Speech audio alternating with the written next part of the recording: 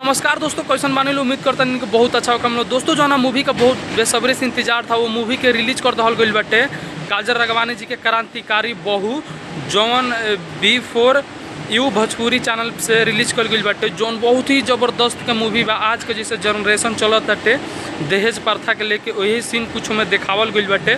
और काजल राघवानी जी को उनमें कुछ मतलब आप लोगों को तस्वीर के माध्यम से दिखा सकतनी कि उनमें ई बाटे कि जैसे काजल राघवानी जी के शादी भइल बाटे, उनमें कैसे डिवोर्स हो गई बा दहेज के कारण लेके।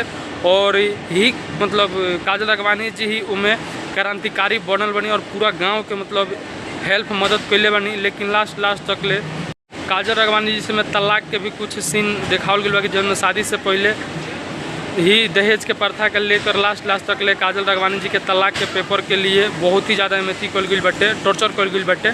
और काजल ही राघवानी जी में कुछ क्रांतिकारी बहू बनल बड़ी, जौन बहुत ही पारिवारिक मूवी बा। एक बार मूवी को अगर जे देख ले बहु कमेंट करके भाई ज़रूर बताइएगा, और जो नहीं देखे हैं वो भी ज़रूर एक बार देखिएगा। मूवी पूरी फैमिली के साथ में मूवी को देख सकते हैं। इतनी खूबसूरत मूवी भोजपुरी में पहली बार मुझे ऐसा लगा है कि काजल राघवानी जी मूवी कि इतनी ज़बरदस्त भाई, इतनी मतलब आंख में से आंसू आ जाएगा ये मूवी को देखिएगा।